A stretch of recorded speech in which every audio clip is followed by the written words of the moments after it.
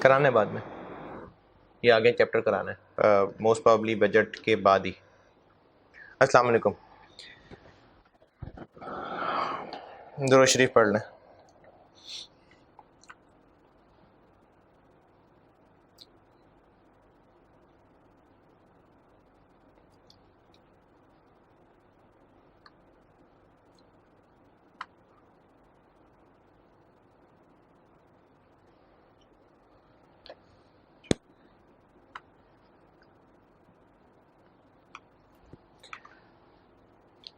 अच्छा जी, एक सवाल अभी मैं करा रहा हूँ।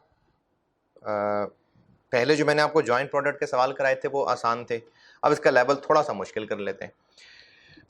एक सवाल मैंने खुद ही बना के कराया था, फिर उसके अलावा एक फाउल लिमिटेड दिया था, फिर कल एक और सवाल कराया था मैंने, तो ये निस्बतन आसान थे। अब एक मुश्किल क्लास में करा रहा हूँ और उसका मज़ीद मुश्किल वर्जन होमवर्क दूंगा। लेकिन आप लोग होमवर्क किया करें और मसले हुआ करें तो बिल्कुल डिस्कस करता हूँ मैं, इंशाल्लाह पहले भी करता हूँ। लेकिन अगर आप कहें कि सारे सवाल सर ही कराएं और सारे सवाल सर पढ़ के सुनाएं तो बेटा फिर पेपर भी मैं ही कर रहा हूँ आपका। मेरा काम है आपको सिखाना और सवालों के लिए तैयार करना। आपको जो मैं सवाल क्लास में कराता हूँ वो आप पहले वो दोबारा करें, उनको अच्छी तरह क्लियर करें, फिर जो होमवर्क देता हूँ वो करें, जो कमी रह जाएगी मेरी डिस्कशन के बाद वो कमी पूरी करें, फिर इसी तरह से इस चैप्टर की रिवीजन करें, टेस्ट के लिए रिवीजन करें। ये सब ऐसे ही होगा जब आप बार बार रिवाइज करते जाएंगे, फिर जरूर कॉन्सेप्ट बेहतर हो जाएंगे। लेकिन अगर सारे सवाल मैं ही करा दूंगा तो मैं करा रहा हूँ।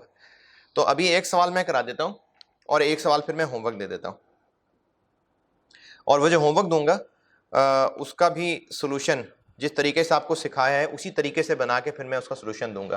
क्योंकि जिस तरह से पीछे बुक में है वो डिफरेंट तरीके, एंड आंसर सही है लेकिन वो जिस तरीके से बुक में सॉल्व हुआ है वो तरीका नहीं जिस तरह मैंने आपको कराया है। तो जो होमवर्क दूंगा उसका सोल्यूशन फिर मैं ही साथ अपलोड करूंगा। अभी आप ऐसा करिए कि क्वेश्चन आ जाइए, जिनके पास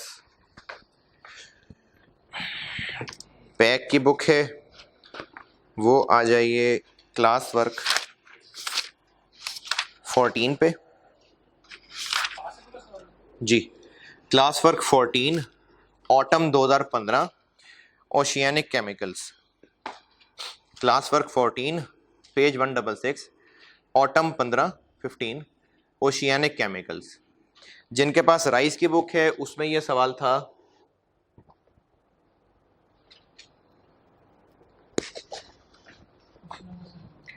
क्वेश्चन नंबर 7 राइस की बुक में पेज 320 ओशियानिक केमिकल्स ऑटम 2015 का सवाल है।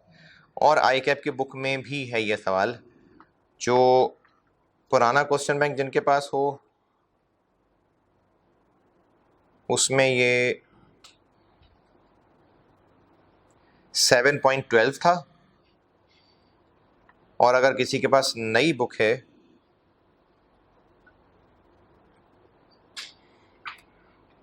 आई कैप की तो उसमें ये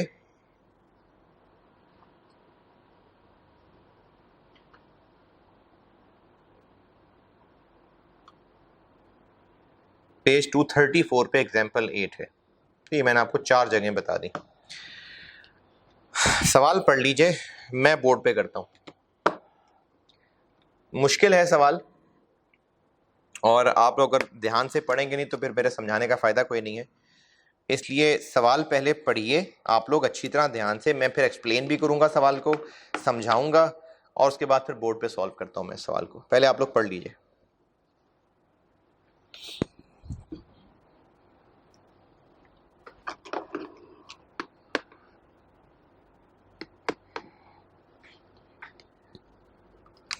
बल्कि इसको मैं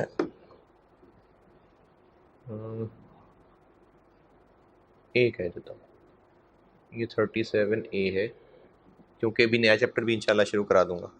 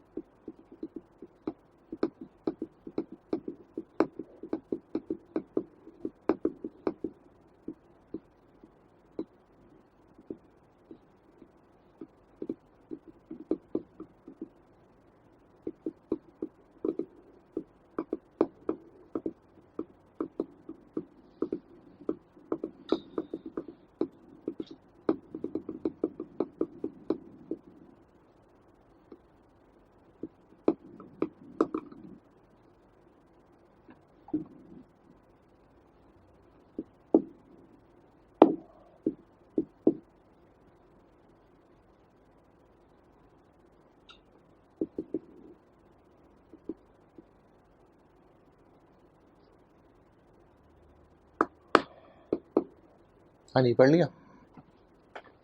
पहले मैं आपको ये सवाल थोड़ा सा ब्रीफ कर देता हूँ कि इसमें है क्या, फिर इसको सॉल्व करता हूँ। हमारा एक प्रोडक्शन प्रोसेस है, मैं इसको वैसे ही समझाने के लिए P1 कह लेता हूँ। इस प्रोसेस में मटेरियल डलता है और कन्वर्जन लगती है, और जो इसका आउटपुट है वो 3 है। एक है सिग्मा, एक है बीटा, ये दोनों मेन प्रोडक्ट्स हैं, और एक है जी, ये बाय प्रोडक्ट है।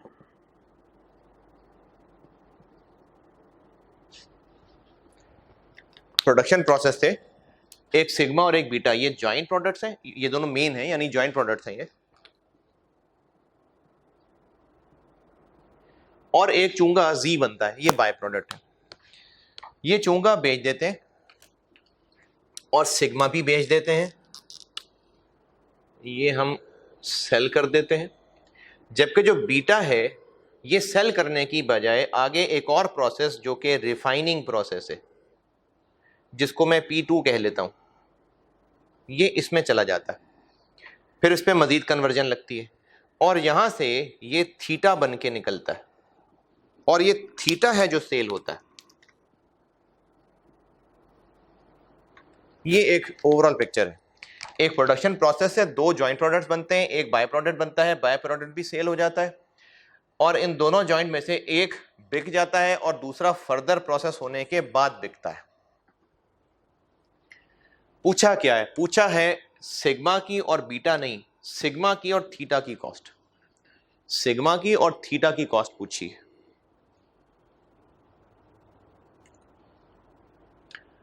सिग्मा फौरन बिक जाता है तो इसकी कॉस्ट बस वही है जो यहां आई है। थीटा की कॉस्ट, थीटा की कॉस्ट क्या है? पहले बीटा निकलेगा, पहले बीटा की कॉस्ट निकलेगी, फिर उस बीटा पे मजीद कन्वर्जन होगी तो थीटा बनेगा। तो थीटा की कॉस्ट क्या है? यहां आने वाली कॉस्ट प्लस यहां आने वाली मजीद कॉस्ट, ये थीटा की कॉस्ट है। और सिर्फ यहां आने वाली कॉस्ट और उसको जॉइंट में बांट देने से सिग्मा की कॉस्ट निकल आएगी। मैंने एक सवाल खुद क्लास में कराया था, खुद बना के। उसमें ए और बी 2 प्रोडक्ट्स बनते थे, एक फौरन बिक जाता था और एक फर्दर प्रोसेसिंग के बाद बिकता था। मैंने उसमें आपको दोनों की पर यूनिट कॉस्ट निकालने को कहा था, एक फर्दर प्रोसेसिंग के बाद बिकता था और एक फौरन बिक जाता था। लेकिन उसमें फर्दर प्रोसेसिंग कॉस्ट 40 रुपए मैंने खुद बताई हुई थी। इस सवाल में फ़र्क यह है कि ये फर्दर प्रोसेसिंग कॉस्ट बताई नहीं हुई, वो हमें खुद निकालनी पड़ेगी। ये एक थोड़ा सा लेवल मुश्किल है, वरना इस तरह का काम हमने पहले किया हुआ है। क्या? एक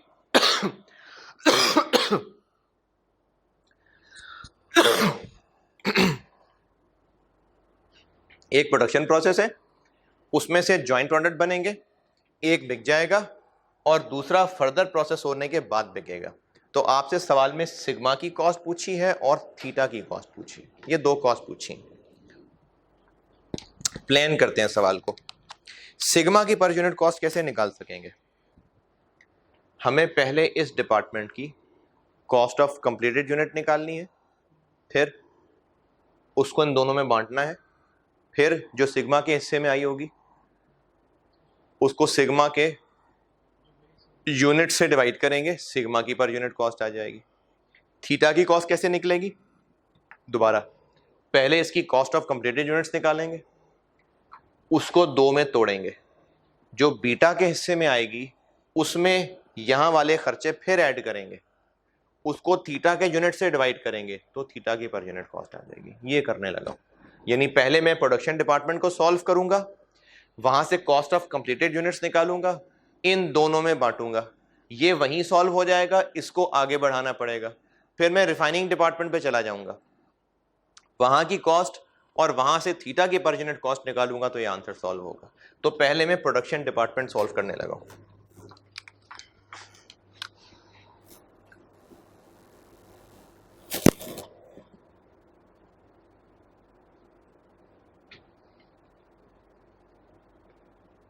पहले मैं प्रोडक्शन डिपार्टमेंट सॉल्व कर रहा हूं। क्या करना है प्रोडक्शन डिपार्टमेंट का?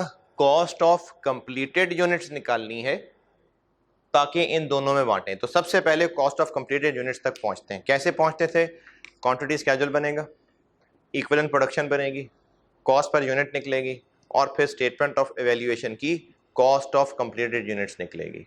तो इसी तरतीब से चलते हैं। क्वांटिटी स्केड्यूल बना लेते हैं।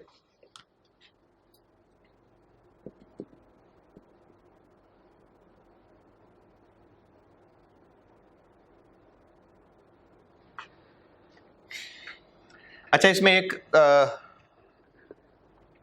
थोड़ी सी कंफ्यूजन है, लेकिन वो कंफ्यूजन क्लियर कर देनी चाहिए थी एग्जामिनर को। नहीं है तो फिर हम अजम्पशन ले लेते हैं। ये जो लिखा हुआ है ना, सारी जो चीज़ें, जो क्वांटिटीज़ हैं, वो है लीटर्स में। ये अगर आप सिग्मा और बीटा की पहले पैराग्राफ भी देखें ना,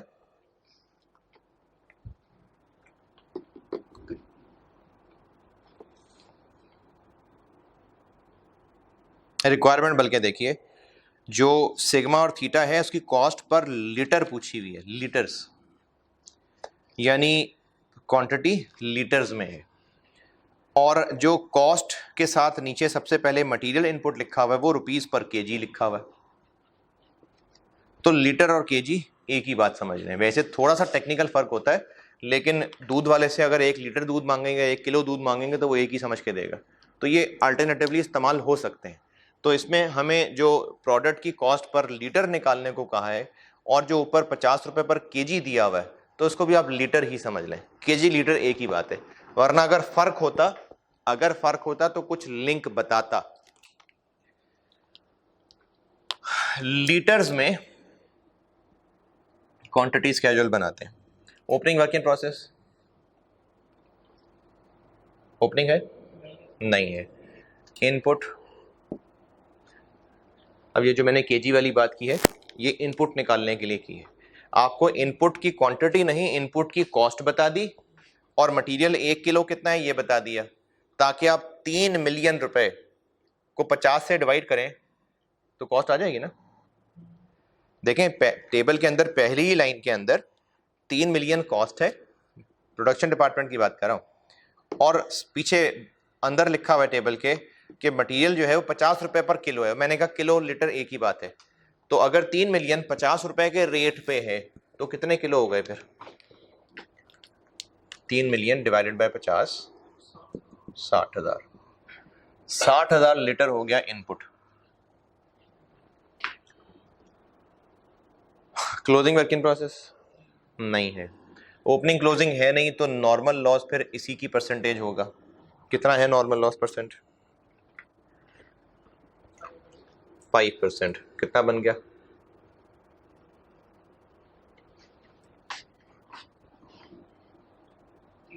3,000।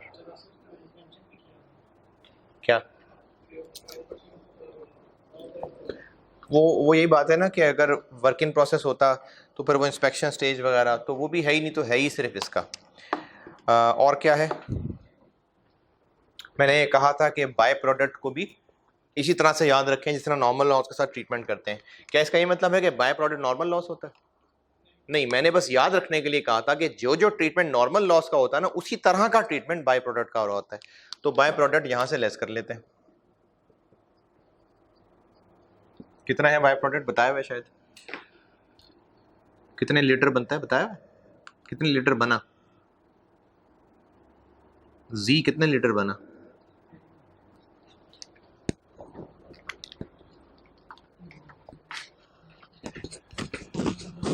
पांच 5,845 ना, ये आउटपुट में लिखा हुआ ना लीटर्स।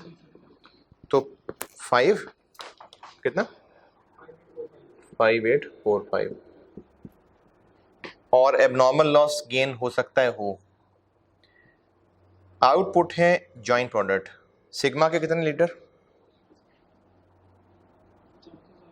34,800 और बीटा के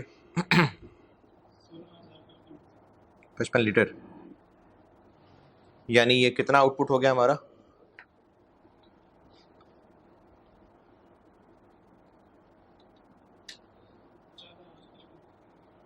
50,855 पूरा है या कोई एबनॉर्मल है?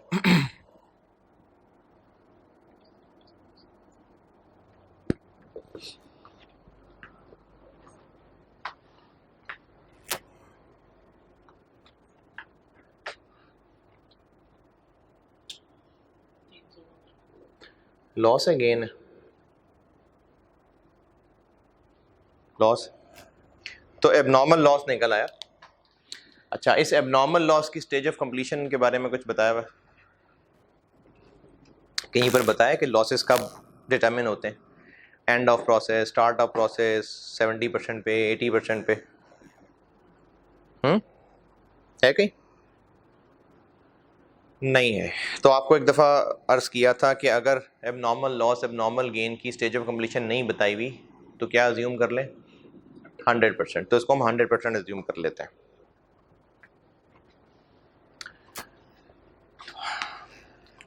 अच्छा, इक्विवेलेंट प्रोडक्शन पहले देख लें जो मैं बता रहा हूँ। अगर उसके बाद आपको ज़रूरत लगे कि नहीं नोट करना है तो कर लेना, नहीं तो मैं जो बता रहा हूँ उसको फ्यूचर रेफरेंस के लिए याद रखने के लिए ज़रूर लिख लेना। इक्विवेलेंट प्रोडक्शन पे आते हैं। अभी फ़िलहाल आप ये इक्विवेलेंट प्रोडक्शन नोट मत करिएगा, अभी जो बता रहा हूँ बस वो सुने।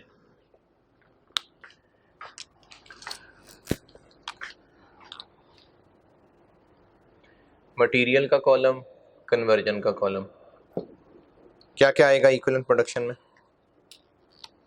कंप्लीटेड यूनिट्स आएंगे, वो हैं यही 50, 855।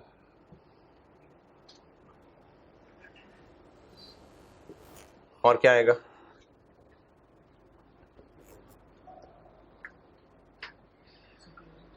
क्लोजिंग है नहीं, अब नॉर्मल लॉस आ जाएगा, और वो भी 100% कंप्लीट है, तो यहाँ भी 300 आएगा, यहाँ भी 300 आएगा। ये बन जाएगा 5 1 155 5 1 155।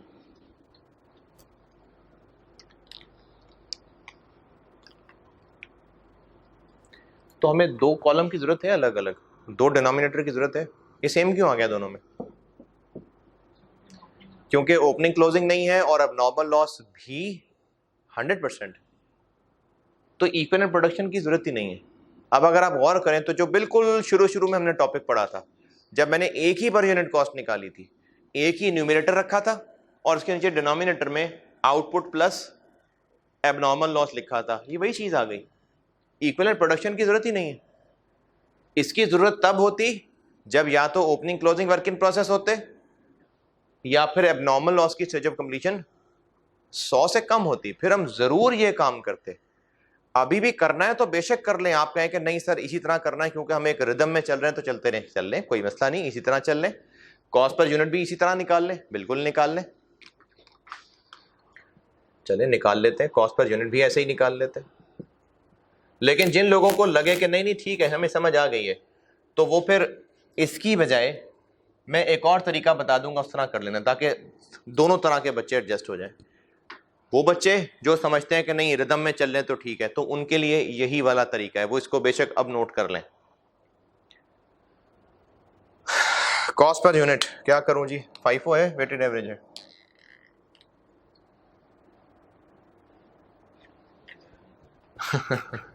अरे वो ढूंढने की जरूरत ही नहीं है, ओपनिंग वर्क इन प्रोसेस नहीं है, तो जो खर्चा दिया हुआ है बस वही लिख देंगे। कितना खर्चा दिया हुआ है? मटेरियल का कितना? 3 मिलियन, और कन्वर्जन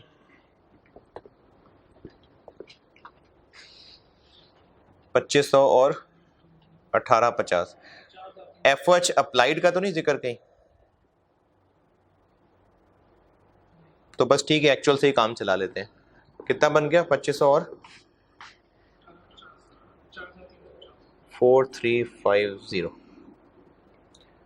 और क्या करते हैं इसमें से? नॉर्मल लॉस की रिकवरी वैल्यू माइनस करते हैं, नहीं बताई हुई, और बाय प्रोडक्ट की सेल वैल्यू माइनस करते हैं।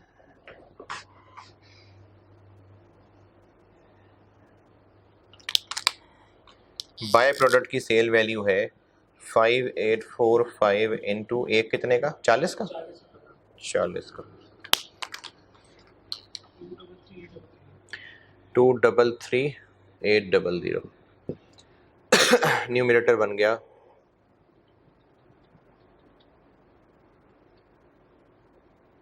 27 66,200 ये, और डिनोमिनेटर है वो 51,155 और 51,155, तो कॉस्ट पर यूनिट बन गई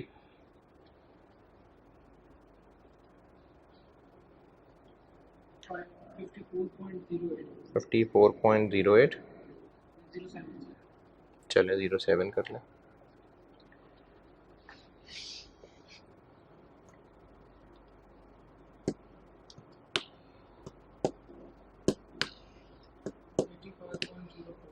$85.04। अच्छा चलें इस फ्लो में ही चल रहे हैं। जिनको ऐसे समझ आ भी रही है ना कि इसकी ज़रूरत नहीं थी, मैं ज़बानी बता देता हूँ, हमें इसकी ज़रूरत नहीं थी, हम ऐसे भी कर सकते थे। अच्छा इसको ऐड करें, क्या बनेगा 130 समथिंग ना, इसको ऐड करें तो ये बनेगा 139.11। इसकी जगह हम ये भी कर सकते थे कि चूंकि opening closing work in process नहीं है और एबनॉर्मल लॉस की स्टेज ऑफ कंप्लीशन 100 है, इसलिए हम ये अवॉइड करके इसकी जगह कॉस्ट पर यूनिट ऐसे भी निकाल सकते थे जो इस चैप्टर के शुरू में करते थे। क्या सारा न्यूमरेटर एक साथ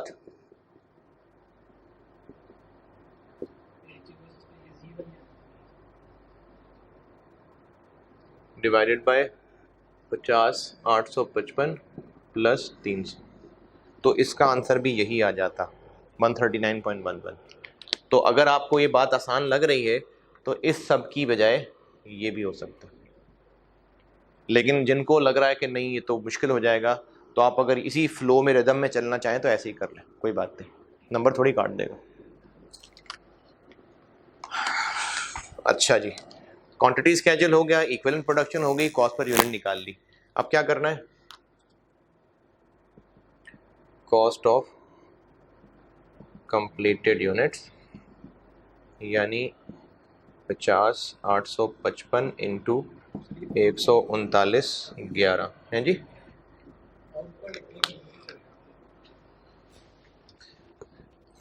तो ये करना हो तो कर लेना।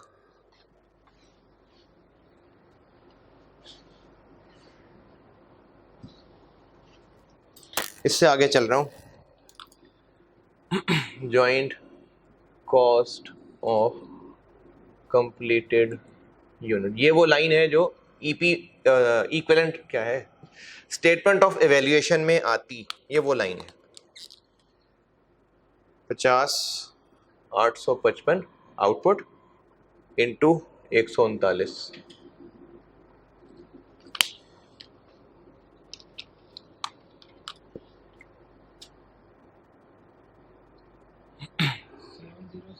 सेवन 439।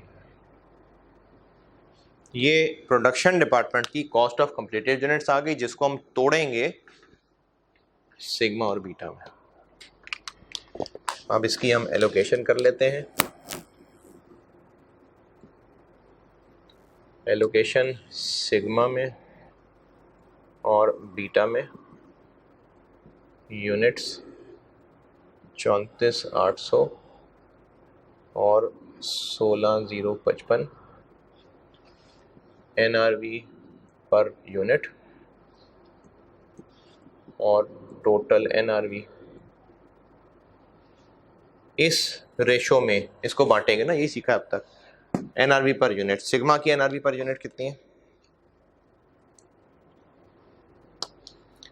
सिग्मा को कितने का बेचते हैं हम 300 का, और कुछ सेलिंग खर्चा नहीं, तो सिग्मा की NRV हो गई 300, और बीटा को तो नहीं, थीटा को बेचते हैं, कितने का बेचते हैं लेकिन थीटा बनने के लिए इस पे खर्चा करना पड़ेगा, तो वो फर्दर प्रोसेसिंग माइनस करनी पड़ेगी ना, वो नहीं पता कितनी है, तो इसको मैं यहीं रोक लेता हूँ। ये फिगर पता चलेगी तो ये आंसर निकलेगा, ये आंसर आएगा, इसकी रेशो में इसको बांटेंगे तो क्या आ जाएगा, सिग्मा की कॉस्ट और बीटा की कॉस्ट।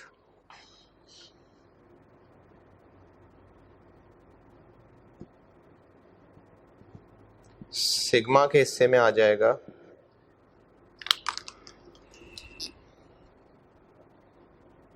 7074439 इस रेशो में, और बीटा के हिस्से में आ जाएगा 7074439 इस रेशो में। और इससे इन दोनों की कॉस्ट निकल आएगी यहाँ सिग्मा की टोटल निकल आई 7 मिलियन में से फर्ज करें 4 मिलियन सिग्मा आ गया, पर यूनिट कैसे निकालें? इस 7 मिलियन के 2 टुकड़े कर लिए, फर्ज करें सिग्मा का टुकड़ा 4 मिलियन आया, तो सिग्मा की पर लीटर कॉस्ट कैसे निकालूं? इसको 34,800 से डिवाइड कर दो, और इसकी पर लीटर पूछी ही नहीं है। तो यहां से अब हम प्रोसेस 2 पे चलते हैं। इसको यहीं रोक के, यहां क्यों रोकना पड़ गया उसको ये नहीं पता। प्रोसेस 2 पे चलते हैं, वहां इंशाल्लाह कोई ना कोई हिंट मिल जाएगा। इसको मैंने यहीं रोक दिया, अब मैं प्रोसेस 2 पे आ रहा हूं।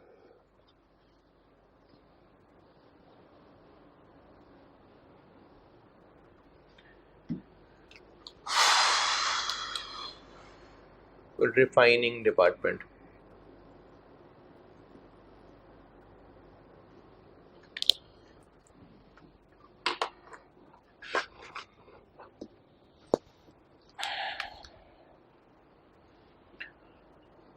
रिफाइनिंग डिपार्टमेंट में भी सही वही सब काम शुरू कर देते हैं।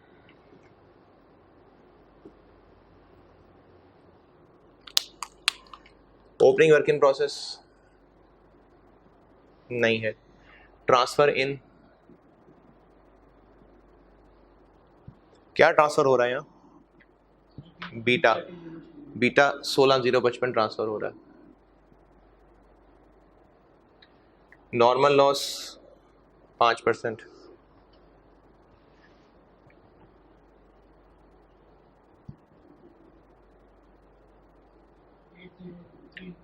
एट 803।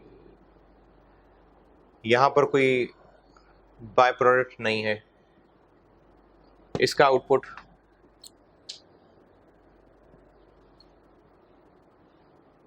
दिया हुआ है 15,200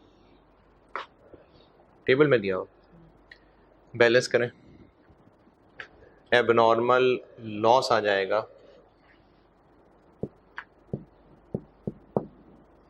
52।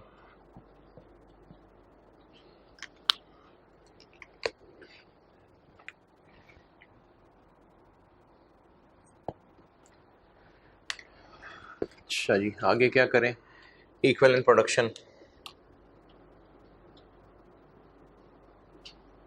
मैं फिर उसी फ्लो में करा रहा हूँ। यहाँ पे भी वही बात ज़बानी कि ओपनिंग क्लोजिंग भी नहीं है और अब नॉर्मल लॉस भी 100% है, तो बेशक ये काम ना करें, सिंगल फार्मूला लगा लें, लेकिन फ्लो में चल लेते हैं, कर लेते हैं काम, नंबर थोड़ी कट जाएंगे। मटेरियल और कन्वर्जन। अच्छा, अब यहाँ पर मटेरियल की जगह पर अब ये प्रोसेस 2 है,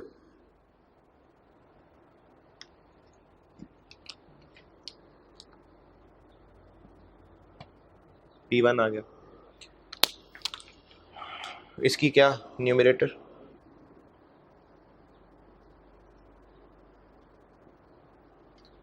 P1 से क्या कॉस्ट आई है? ये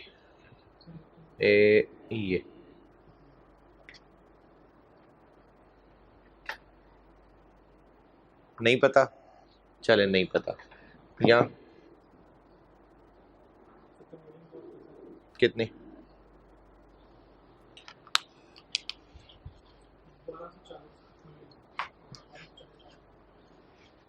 कितनी? 1240। और इसमें कोई नॉर्मल लॉस की रिकवरी वैल्यू नहीं है, तो बस यही न्यूमरेटर है। और यूनिट्स हैं, अरे ये मैं क्या कर रहा हूँ,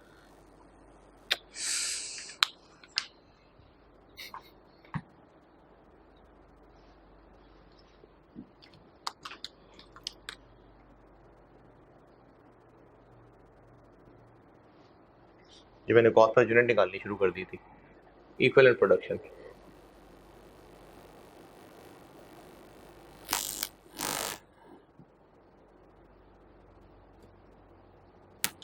इक्विवेलेंट प्रोडक्शन में क्या आएगा, कंप्लीटेड यूनिट्स आएंगे, इसका मतलब वॉच में नहीं बैठे हुए ना, 15,200 और 15,200, और एबनॉर्मल लॉस आएगा 52 और 52, 15,252 और 15,252। ये मैंने इक्विवेलेंट प्रोडक्शन वो इधर मैंने कॉस्ट पर यूनिट बनानी शुरू कर दी थी। इक्विवेलेंट प्रोडक्शन, ये यूनिट्स हैं, ये न्यूमरेटर है, 15,252, 15,252। इसको तो हम सॉल्व नहीं कर सकते, इसको तो कर सकते हैं।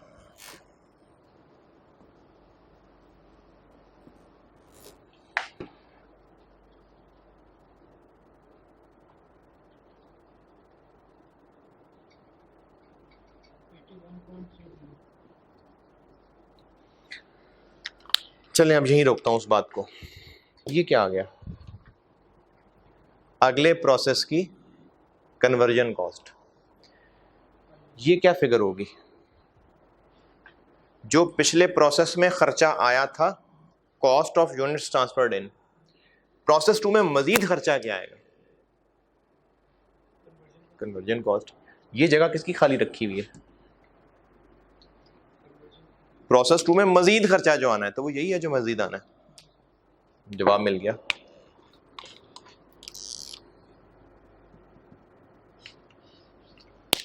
अब ये पूरा सॉल्व हो जाएगा। इधर क्या आएगा,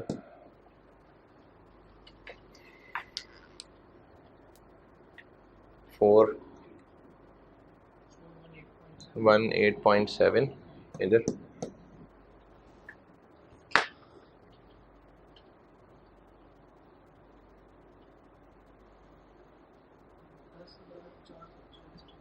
4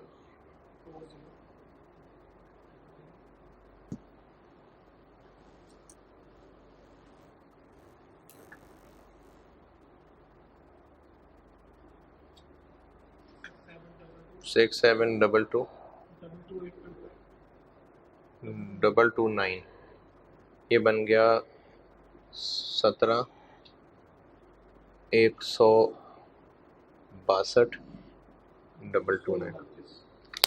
इस रेशो में इसको बांट लेते हैं, 10,644 नहीं 10,440,000 डिवाइडेड बाय 17,162,229 और 6,722 229 ओवर 17,162,229। सिग्मा के हिस्से में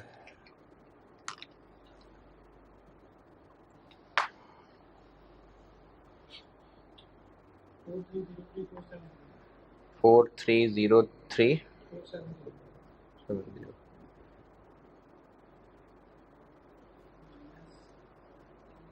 चलिए माइनस कर दें, ठीक है, 2,770,969। अब वो कहाँ जाएगा, इधर 2,770,969 इधर,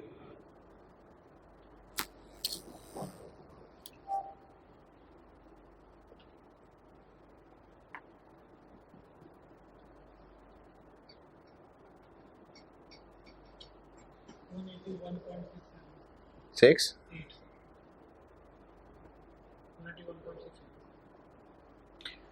लो जी, बस अब एंड समेटने लगा हूँ। रिक्वायरमेंट क्या है, सिग्मा और थीटा की पर लीटर कॉस्ट, ये ले, ये हुआ पड़ा है सोल्यूशन। एंड आंसर ये है कि कॉस्ट पर लीटर किसकी, सिग्मा की हो जाएगी 4303470 डिवाइडेड बाय 34800, और थीटा, तो ये थीटा ही की तो है 181.68 प्लस 81.3, थीटा ही की तो है, ये थीटा ही तो है प्रोसेस 2 के अंदर, ये उसी की पर यूनिट कॉस्ट है। क्या आंसर आ गया?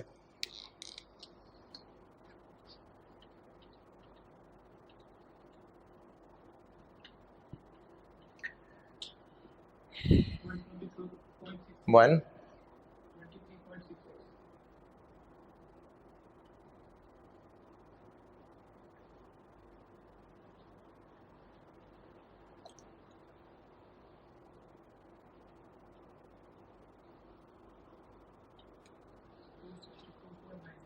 262.9।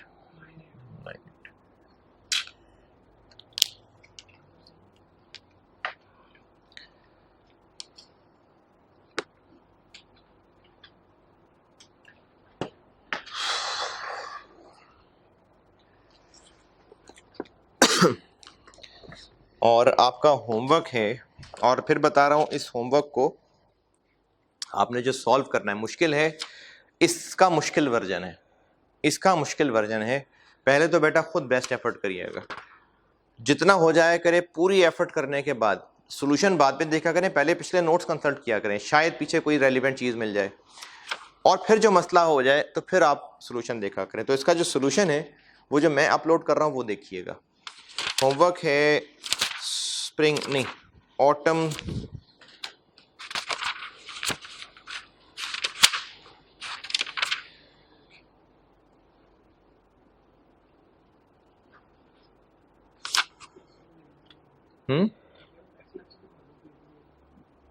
नहीं, नेक्स्ट लेक्चर में होमवर्क नहीं दूंगा, इसी में होमवर्क। ऑटम 17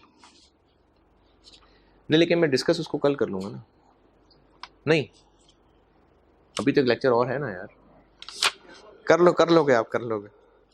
होमवर्क है जी ऑटम 17 का सवाल है प्लैटिनम केमिकल्स के नाम से। पैक की बुक में है प्रैक्टिस क्वेश्चन 3 पेज 191 पे जी। राइज की बुक में है production at platinum chemicals, question number 2 page 317 पे, और ये आईकेप की बुक में भी होगा,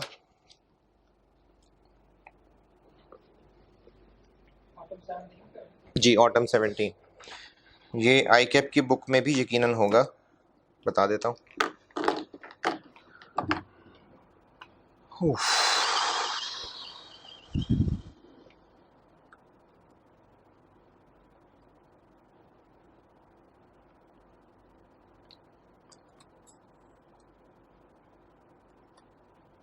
क्या है प्लैटिनम केमिकल्स,